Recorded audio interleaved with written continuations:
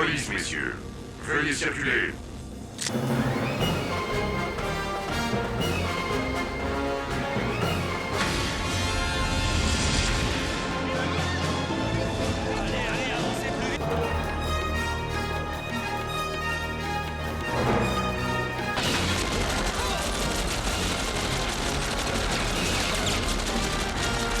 Plombé par un politiquement correct qu'il ne faut pas oublier, Robocop 2 avait subi les affres de la censure sur un script qui n'en demandait pas tant, écrit par Waylon Green et Frank Miller. Le merchandising étant plus important qu'une bonne histoire, les producteurs vont quand même aller chercher Fred Dekker qui sort de son Monster Squad et l'un des épisodes des Contes de la Crypte. Tu as demandé du renfort? L'homme est allé à l'université de Californie, à Los Angeles, et va y étudier l'anglais et a pour camarade de classe Shane Black, le grand scénariste. Orion a gardé une impression très violente et sarcastique du second volet. Que devait-il penser du premier? Et comme il a moins bien fonctionné, pense à raison, parce que le chef a toujours raison, qu'il faut enlever tout ce sale pour en faire un film pour les enfants, que c'est mieux et plus gentil. Il est devenu le super policier Robocop. Les jeunes le trouvant attachant et série animée jouée fonctionnant plutôt bien, Orion va donc s'engager dans la voie inverse de ce que Neumeyer et Verhoeven nous avaient donné, un look de téléfilm pour enfants.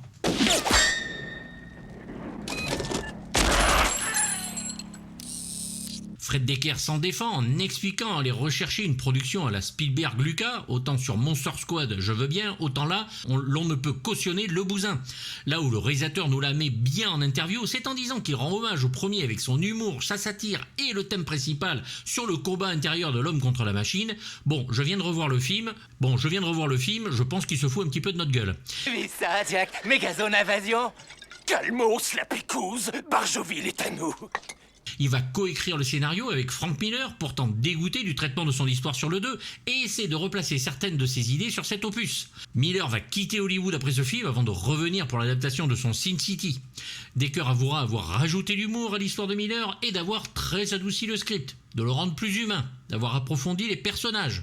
Non mais sans déconner, ça aurait été bien de le voir. On va même lui donner une famille à ce Robocop, des révolutionnaires, certes de pacotille, pour l'accompagner contre les méchants. Maintenant que tu vas mieux, tu vas rester? Tu vas nous aider? Alors, bien sûr, vous pensez qu'on aurait pu avoir Shane Black à l'histoire, me direz-vous, mais celui-ci est trop occupé par ces deux histoires que sont Le Dernier Samaritain, que réalisera Tony Scott, et Au revoir à jamais, que fera Renée Harlin.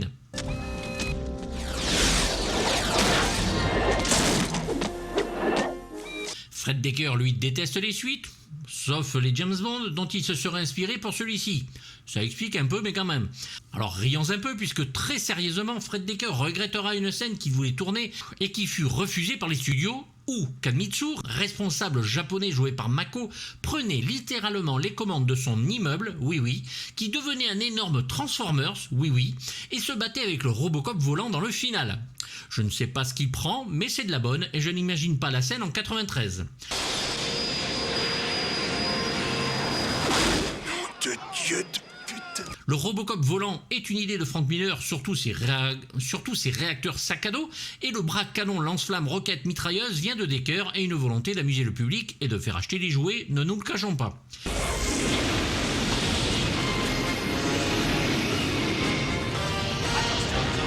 Je n'imagine même pas la différence pour Phil Tippett de travailler sur les effets spéciaux qui revient ici après avoir fait les deux premiers et d'avoir à imaginer de telles scènes. Reviens ici, elle va tous nous faire tuer. Putain, mais qu'est-ce qu'elle fout? Phil Tippett va retravailler une courte séquence avec ED209 où la jeune fille en fait son toutou, oui oui, son toutou en le reprogrammant en 10 secondes chrono. Hallucinant. Vous n'allez pas en croire vos yeux. J'ai maintenant le droit d'être fidèle comme un chien. Et c'est l'assaut final du Robocop volant qui lui prendra son temps de travail. Nous sommes loin de la centaine de plans en image par image du second volet, ici réduit à leur minimum avec seulement une trentaine de plans pour 1 minute à peu près de projection, pas de quoi s'extasier.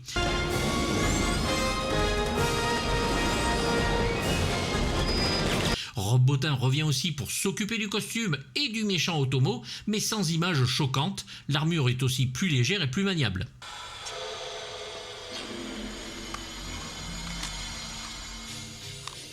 Certaines images de synthèse, si on peut appeler ça, seront créées par Pacific Image Data et vont être utilisées pour la publicité de la ville de Delta City. Imaginez, plus de crimes, plus de pauvreté. Et les séquences de rêve de Murphy avec une traversée de ces circuits qui ressemblent à beaucoup de traversées de circuits qu'on a déjà vus.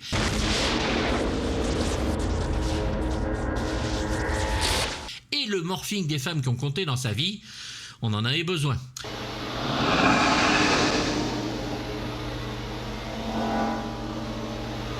Miller créera aussi le robot japonais Otomo de triste mémoire. L'on sait l'amour qu'a le scénariste pour cette culture et a bien dû être enthousiaste quand il a vu le produit fini. Arrêtez-les!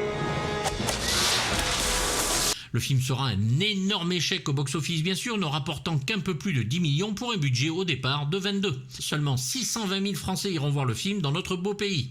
Le film sera PG-13, donc plus de 13 ans, donc alors que les deux autres étaient Rated R, interdits aux moins de 17 ans. Entre les poursuites en bagnole, dignes de celles de la dernière saison d'Eric Hunter, Putain! des punks sortant d'un film bis italien,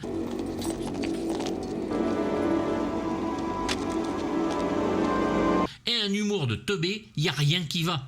Vous refilez un uniforme à une nana, elle a tout de suite la folie des glandeurs, hein? La folie des grandeurs, pauvre patate. Pas de violence ou impact de balles, très peu en tout cas, sauf sur les gens qui comptent, et des séquences de téléfilm absolument écœurantes. La palme allant au tir sur une arme qui va rester en l'air, fabuleux.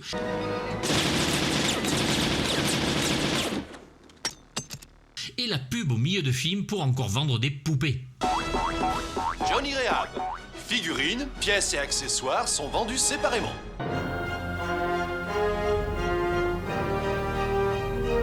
On dirait que t'as fait ami-ami avec un semi-remorque. Je n'ai pas beaucoup d'amis. Peter Weller, lui, ne reviendra pas, pris qu'il était par le tournage du Fust à nu de David Cronenberg. Bon, l'acteur, de toute façon, je pense, ne serait pas revenu, n'aimant pas le costume ni dans le 1 ni dans le 2. Michael Dudikoff fut un temps envisagé avant que le rôle ne soit proposé à Robert John Burke. L'acteur, 32 ans, ceinture noire de karaté, va sous la main de Rob Bottin devenir Robocop, enfin sa version animée en live, quoi.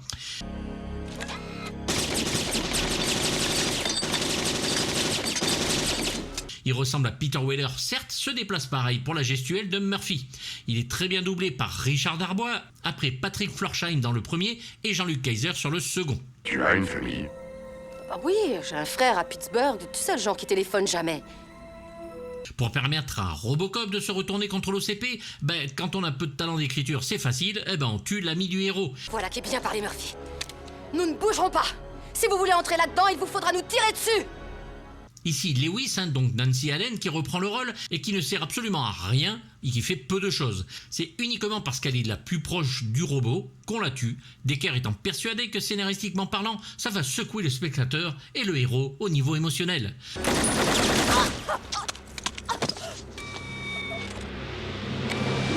Moi, ça m'en a touché une sans faire bouger l'autre, mais que voulez-vous, quand c'est pas bon, c'est pas bon. Mike Dara double toujours la comédienne. Personne ne bouge!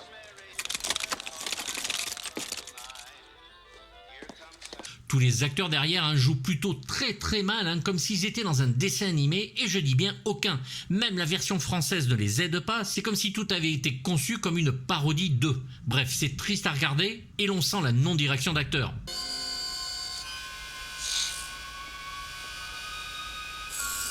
Murphy, Qui dit famille dit enfant, et dans un domaine dans les pattes de robot, la jeune Nico, interprétée par Rémi Ryan. 10 ans et écrite à l'origine par Miller pour le 2, on imagine mal l'évolution sous la plume de Decker qui reprend le personnage pour en faire cette petite révolutionnaire sans profondeur ou intérêt. Génial! Elle devait être une enfant maléfique et mécanique que Robot affrontait en finissant par lui arracher la tête et la jeter par la fenêtre. Du Miller pur jus qu'on ne verra jamais. Étant une enfant à la Fred Decker, elle possède bien sûr une poupée Robocop et un ED209 en maquette. Les intentions sont clairement à l'écran.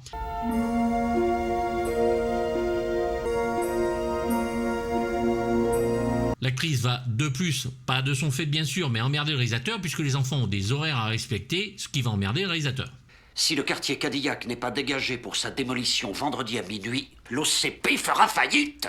Rip Torn est le nouveau dirigeant de l'OCP, ridicule de A à Z alors que l'acteur nous a habitués à mieux. Je pourrais en parler mais j'ai tellement pas envie, tellement ça me gonfle. Piraté le double parfaitement mais le personnage est sans saveur et ne sert absolument à rien. Si vous ne vous rendez compte que maintenant que la limite entre faire des affaires et faire la guerre... John Castle est le vrai méchant du film, Paul McDaggett, responsable des mercenaires de l'OCP. Là encore, un charisme d'endive, il n'est pas crédible pour un sou avec son sourire carnassier et ne doit faire peur qu'aux enfants.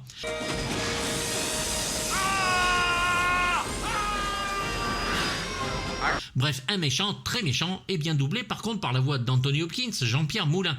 L'acteur a été remarqué dans le Blow-up d'Antonioni, Le Lion en hiver d'Anthony Harvey et dans de nombreuses séries anglaises, mais franchement ici, dans son costume étriqué, moi il me donne envie de gerber.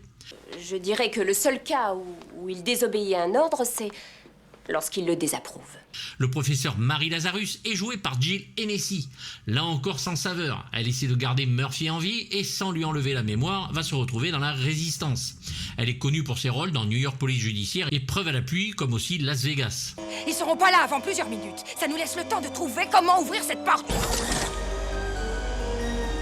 CCH Ponder est Bertha, responsable de la Résistance, et joue très mal, que ce soit dans son premier plan ou sur sa mort. Ne les croyez pas! Ils vont nous jeter à la rue pour qu'on crève comme des rats! Elle roule des yeux, ne sait pas se placer, malgré le fait qu'elle deviendra bien meilleure plus tard, dans des films ou séries plus travaillés. Attends!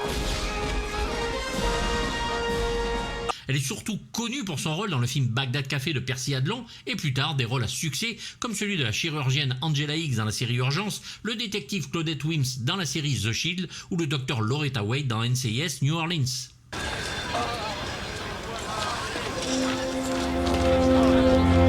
Mako apparaît en fin de film quelques minutes et sinon dans des vidéos et est le haut responsable japonais qui a acheté l'OCP et qui veut donc faire vider les occupants des quartiers pour pouvoir construire son Delta City.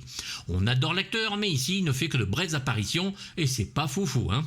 Votre cliente a comme ami personnel une équipe de vidéo non syndiquée et un berger allemand. Le sergent Warren Reed est toujours interprété par Robert Docky. Il passe tranquillement sur le film et se met du côté des résistants en tenue de police après avoir démissionné pour mener la révolution.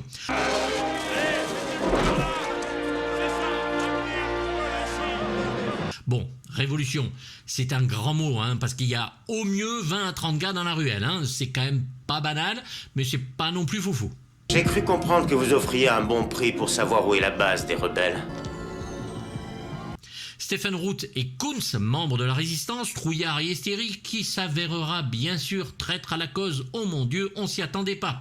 Sans saveur, surjoué, c'est hallucinant de voir qu'un acteur qui joue si bien chez les frères Coen, il a quand même fait O Brother, Lady Killers, No Country for Old Men, la balade de Buster Scruggs et le Macbeth d'Ethan Coen, et 8 milliards de séries, dont Justified, bref un bon acteur que je ne pensais pas pouvoir être aussi mauvais dans ce film. C'est pas aussi facile que de changer une soupape de Chevrolet. J'ai jamais bossé sur un putain de Robocop, moi. Membre de la Résistance, Moreno est joué par Daniel Von Bargen, que l'on a vu dans Basic Instinct de Paul Verhoeven, qui fait chier Michael Douglas, Philadelphia de Jonathan Demme en Juge, ou Nix dans Le Maître des Illusions de Clive Barker, et bien d'autres. Il est ici sympathique, mais sans plus. Je m'en tamponne. Tout appartient à l'OCP, ce qui veut dire lui y compris et votre joli petit cul avec. Doublé par Hervé Bellon en membre connard de l'OCP, une véritable merde, c'est Bradley Whitford, excellent acteur que l'on a apprécié en Joss Lyman dans la série chef-d'œuvre d'Aaron Sorkin à la Maison Blanche et dernièrement excellent dans La cabane dans les bois de Drew Goddard. 3 sœurs et 5 prêtres sont morts aujourd'hui dans ce que l'on peut espérer être la dernière atrocité commise par le cyborg tueur Robocop. Eva Larue joue la présentatrice télé Debbie Dix qui pète un câble en direct, c'est très drôle là ici. Je suis désolée, je ne peux pas lire ça. Voyons, c'est des conneries, mais t'avales ça? On l'a vu dans les Barbarians de Ruggero Deodato et les experts Miami en Natalia Boavista. Ah mais ça va pas. C'était nous la dernière fois. Non, c'est le tour de Lewis. Ok. Et enfin, Andonelli, flic lambda qui accompagne Lewis lors de sa première scène d'action. Nous avons donc l'ami du réalisateur et scénariste et réalisateur à succès, Shane Black. On le voit pas mal, je ne me rappelais pas qu'on le voyait autant. C'est pas foufou bien sûr, mais c'est le seul moment où j'étais content. Avancez, je m'en occupe. Il n'y a aucun espoir au bout du chemin. Ce ne sont que pourriture et compagnie qui... À noter des figurants bien dirigés qui ne savent absolument jamais où aller, quoi faire, se placer devant la caméra, surtout lors des moments de réunion, de révolution ou de panique.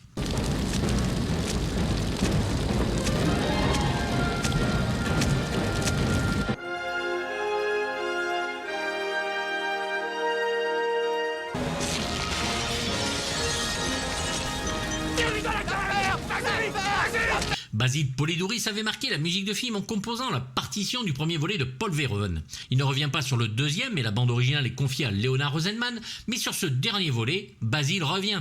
Il reprend ses thèmes marquants et leur met un coup de polish, en écrit de nouveaux, très vite identifiables, et c'est avec plaisir que l'on écoute ce nouveau score où orchestre et synthétiseur se mélangent habilement.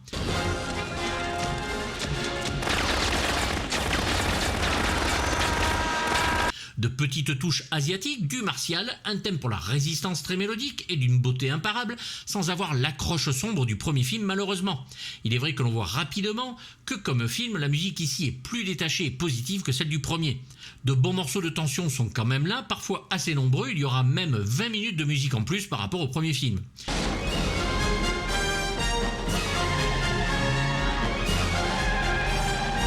Le thème Robocop est mis en avant de manière héroïque, façon dessin animé comme je le disais, sans ici être quelque chose de négatif, mais il manque cette touche noire qui faisait du premier score le chef-d'œuvre qu'il était.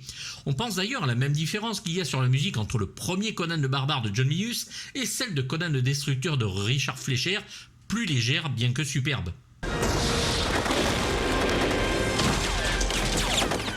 Cessez le feu!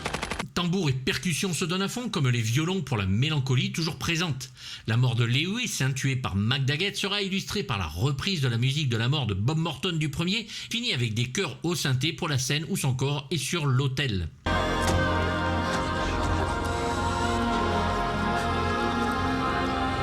Otomo a des sonorités étranges pour assurer son côté mécanique, et le morceau d'action finale confirme que Basil Polidoris manque encore aujourd'hui dans ce monde où la musique de film ne fait plus l'effort de créer des thèmes.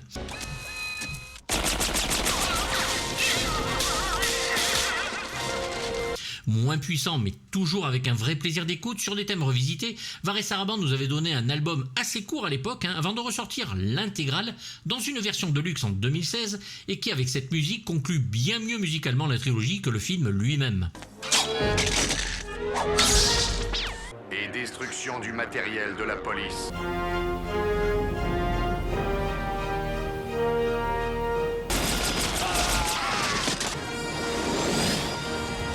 Il faut le dire, avec ce Robocop 3, c'est affligeant, il ne reste rien de notre flic préféré, instauré par Paul Verhoeven, dans un film encore grinçant et cynique aujourd'hui, alors que sur celui-là, l'orientation tient plus du téléfilm Disney+, en espérant vendre des jouets, plutôt qu'un pamphlet sociétal ou politique.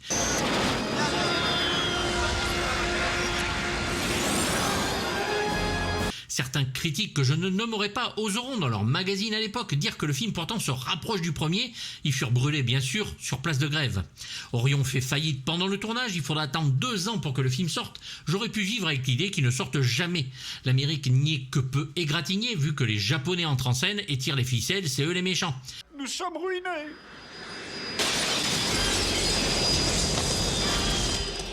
Le scénariste-réalisateur Fred Decker se voit comme un grand enfant, fait une bande dessinée pour tous, mais pas pour les adultes. Il nous a perdus et ne veut jamais, de son propre aveu, bousculer les sentiments des gens ou les envoyer trop loin dans l'inconfortable. Le bide du film démontre à quel point il a eu raison. De vrais personnages de série télé, aseptisés au maximum, à vomir, donnent le ton de cette suite plus qu'oubliable qu'il faut oublier.